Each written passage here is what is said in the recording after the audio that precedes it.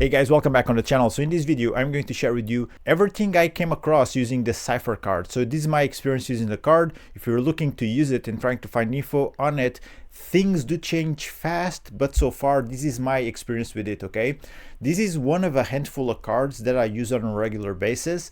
Cypher is very competitive in some aspects, but there are some things also that you need to be aware of because they can be deal breakers. I'm going to address all of those, what things can be a deal breaker in my opinion, the things to look out for, and the things where it shines. Those will be definitely the strong points of the card. There's a couple of them where it does definitely stand out. So this card does require KYC, but is non-custodial. So that means if you already have a crypto wallet, you can load the card from your wallet. They do support a ton of crypto, but it's more friendly if you load it with USDC, as I will show you in a second. You can also get crypto rewards if you're spending it with their partner brands. Now, don't get too caught up in this. In my opinion, this should be a secondary thing for you to consider. The first things you should consider is the cost of using the card. That comes in the shape of fees, right? When you're loading the card, when you're using the card for payments, that will cost fees. And I'm going to address that just now. But if you're okay with those, of course, the crypto rewards that you get from just using the card regularly are going to be the cherry on top. So let me go here on plans, because they do have two plans. They have a free plan, and you can just register today, you undergo KYC, you get your virtual card in a matter of hours or days, because actually in my case, in my experience, I had some issues when I was running KYC, so I had to get back to support, and they were really fast to handle those issues. But have that in mind. If you're just going through KYC and getting errors, go back to support, let them know about it, and they'll help you out. They will be fast doing so. Now there's the standard plan, which is free, and there's the premium plan, which is billed $200 annually. And this is a big distinction you need to know, because if you're using the free plan, I don't think it makes much sense if you are using this card very often. If you do plan to use it often, of course, the premium plan is going to be the way to go, because look at the difference in fees. They pretty much cut in half the fees for loading the card. So whenever you're loading it with USDC, in the standard plan you pay 0.5% USDC as a fee. If you're loading it with some other crypto asset, you pay 1%.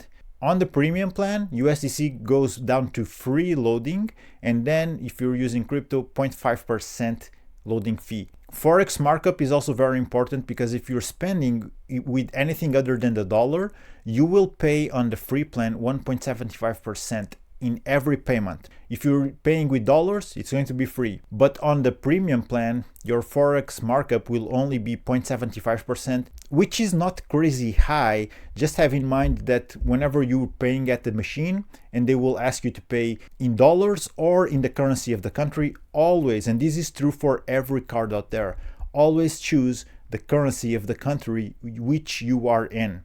Because if you choose to pay with dollars, the machine will have a much higher Forex markup fee otherwise. So if you are someone in the US or planning to use the card to make purchases in dollars, definitely this card is very much worth it. Especially if you are in the premium plan, because in that case, even when you load USDC to it, it's going to be free of any fees whatsoever. ATM withdrawal fee can be somewhat high, but this is normal with crypto cards, and the limits here are really high.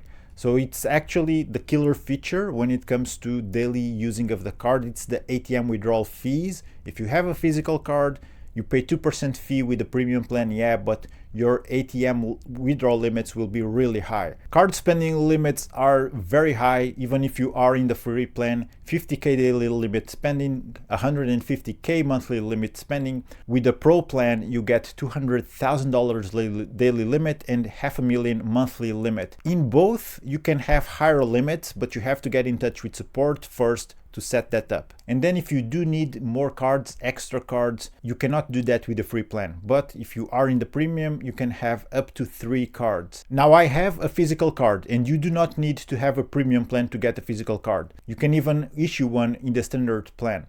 You will pay $50 for it, because that's going to be the shipping fee, but I believe that if you are in the US, you only pay $30. But these things do change all the time, okay? I'm not in the US, but I got my card in under 2 weeks, I believe. They send it through FedEx, And I'll post a picture of it on screen so you can see it comes with a nice little packaging box. So it gives it somewhat of a, let's call it, premium feel to it. Even considering the shipping fee cost for issuing the physical card, this is pretty much within the average pricing for issuing crypto physical cards. Actually, I was just mentioning about the plans that they do have really high ATM withdrawal limits, and I will post on screen right now an image just comparing that. I did earlier this year a comparison of my favorite non-custodial crypto cards, and Cypher is definitely the best one in the ATM spending category. So if you're trying to withdraw crypto to cash out from an ATM, you do need the physical card, yeah, but they do come with really high limits,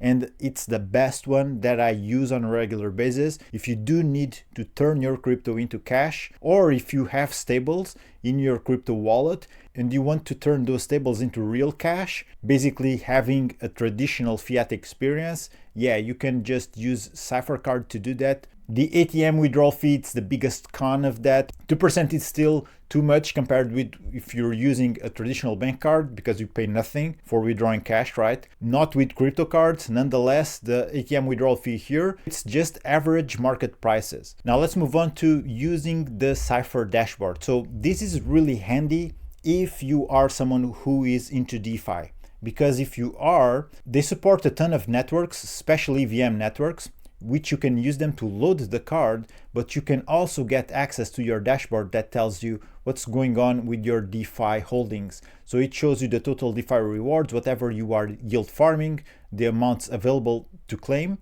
as in a total from that wallet, the total DeFi value that you have ongoing working for you right now. Even if you have staked tokens, it will show up here. So if you're using stuff like PancakeSwap, Uniswap, DEXs to provide liquidity, that will show up here. And you will have even a deeper showing. If you come here to the DeFi tab on the left, you will see a very complete dashboard showing you your asset allocation, how much you have on PancakeSwap, on Uniswap, on borrowing lending protocols. In this case, I have something here on Venus, even on lesser known exchanges. Like, for example, I have here something on Alienbase, which is a not so well known exchange on Base blockchain.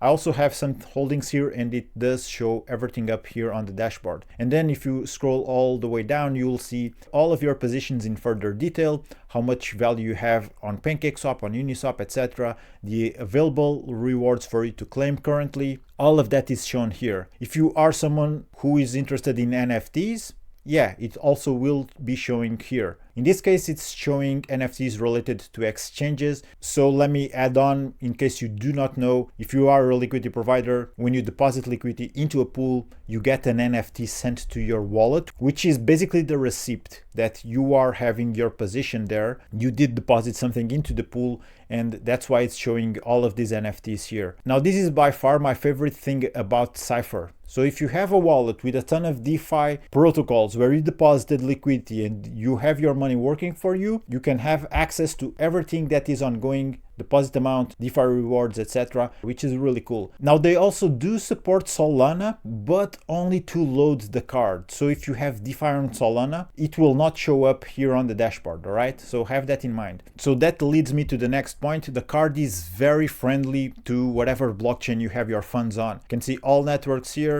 It supports anything from Hyperliquid to Ethereum, Ethereum layer 2s. It is not showing Solana here because this is not a Solana wallet, but I could connect my Phantom wallet or some other Solana wallet, Jupiter, etc., and it would show you your crypto balance, but it would not show you your DeFi balance. Okay, so remember that DeFi balances are not available to track here with Cypher, at least as of now when I'm recording the video. And from this dashboard, you can also do the same thing that you would do regularly on your wallet. That is send crypto, receive crypto. You can even get your own QR code to receive crypto straight up to your address. You can also swap from inside of Cypher's dashboard, and this also supports cross-chain swap. So if I do have something on Ethereum, I can send them to other blockchains, for example, BNB, maybe somewhere else, Polygon, AVAX. There's a ton of blockchains, Cosmos, Osmosis. There's a ton of blockchains we can use this to send our crypto cross-chain, even Solana. So if you are more advanced, you probably already use some other protocols to do this, something like 1inch, for example. But if you are completely new to this and you want everything on one spot, Cypher is a good platform. It offers you all of these things, plus you can see here an auto top-up feature. Personally, I do not use this, but it can be handy if you want to have some hands-off management and you just want to have money in your wallet all the time. In that case, you can set it to auto top up your wallet. So there's this button here that reads setup auto load, and you will be able to set up here when the balance of your card falls below $1,000 or $100 or $50, how much you want, you can set it to automatically top up some more. So set up the auto top up to your will. Personally, I don't like doing this. I just like to load my cards manually, but that's just me. And by the way, you can also set an expiry date for this, so you can have it to turn off automatically. If you're busy for whatever reason, you can have this to automatically turn off at some given date. Now, if you have funds in your card, you can also withdraw them back to crypto. And you can find that under the options. You see here we find withdraw card balance. So this will allow us to withdraw card balance back to crypto. So if you do this, just know that it works on the base chain. So you'll receive funds as USDC on the base network. And then before wrapping up, let me also mention that